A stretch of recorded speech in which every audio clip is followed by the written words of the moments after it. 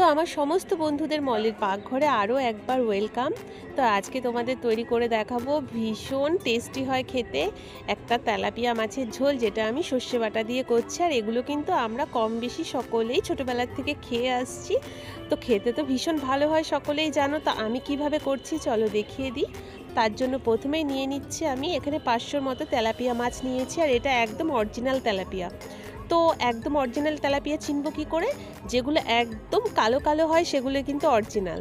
তো আজকে কিন্তু সেই তেলাপিয়াই এখানে নিয়ে নিয়েছি। তো কেটে ধুয়ে একদম পরিষ্কার করে নিয়ে হাজির হয়ে গেছি। এবার এর মধ্যে দিয়ে দিচ্ছি বেশ খানিকটা পরিমাণে লবণ, কিছুটা পরিমাণে দিয়ে দিচ্ছি হলুদ। তো নুন হলুদটা দিয়ে মাছটাকে ম্যারিনেট করে একটু টাইমের জন্য রেখে দেবো। 10 থেকে 15 মিনিটের মতো রাখলেই চলবে। আর সেটাও যদি তোমাদের হাতে সময় না থাকে তাহলে তোমরা ফটাফট লবণ হলুদ মাখিয়ে কিন্তু ভেজে নিতে পারো। তো দেখো নুন হলুদটা মাছে খুব ভালোভাবে মাখিয়ে নিয়েছে, আর মাছের সাইজটাও কিন্তু খুব সুন্দর। তো এবার একটা মশলা করব। তো তার মধ্যে প্রথমেই দিয়ে দিচ্ছি আমি এখানে এই 1 চামচের মতো দিয়ে দিচ্ছি কালো সর্ষে, তার সাথে দিয়ে দিচ্ছি 1 চামচের মতো সাদা সর্ষে, আর দিয়ে দিচ্ছি বেশ কয়েকটা ঝালের জন্য কাঁচা লঙ্কা। তোমরা চাইলে আর একটু কম বা বেশি করে নেবে। অল্প করে জল, আর দিয়ে দিচ্ছি স্বাদ অনুযায়ী কিছুটা লবণ, আর কিছুটা দিচ্ছি হলুদ। তো নুন হলুদ দিয়ে পেস্ট করলে কি হবে, সর্ষেটা কিন্তু একদম তেতো হয় না। তো তোমরাও নুন হলুদ দিয়েই অবশ্যই পেস্ট করবে। তো দেখো সর্ষেটা খুব সুন্দরভাবে আমার পেস্ট হয়ে গেছে। তো এবার কড়াইটা গরম করে নিয়েছি। তো করে বেশ খানিকটা দিয়ে দেবো আমি এর মধ্যে সর্ষের তেল।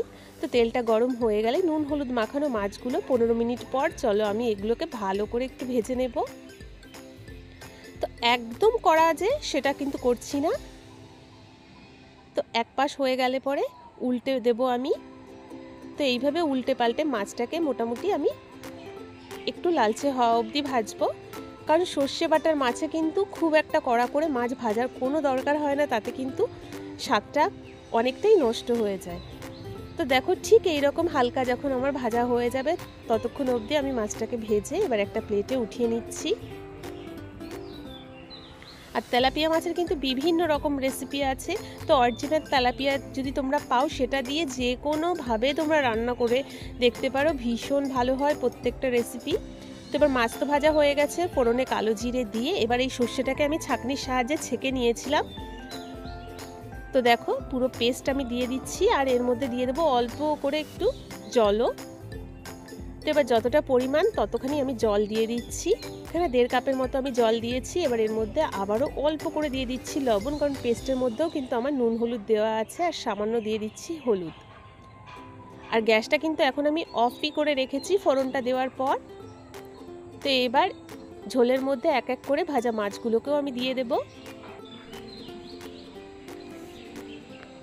তো দেখো গ্যাসটা কিন্তু অফ করেই কিন্তু আমি এখন পুরোটা করছি।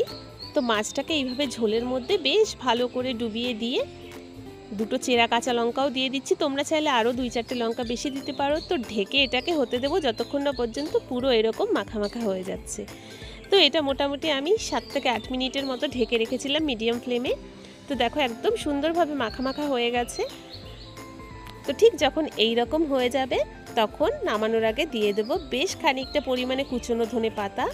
তো দিয়ে আজকের রেসিপি কিন্তু আমার প্রায় হয়ে গেছে।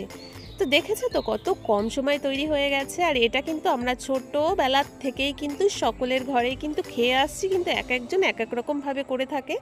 তো এইভাবে করলে একদম অল্প সময়ে খুব সামান্য কিছু মশলা দিয়ে কিন্তু দুর্দান্ত একটা তেলাপিয়া মাছের ঝাল আমরা একদম তৈরি করে ফেলতে পারি, যেটা খেতে কিন্তু সত্যি অসম্ভব সুন্দর হয়।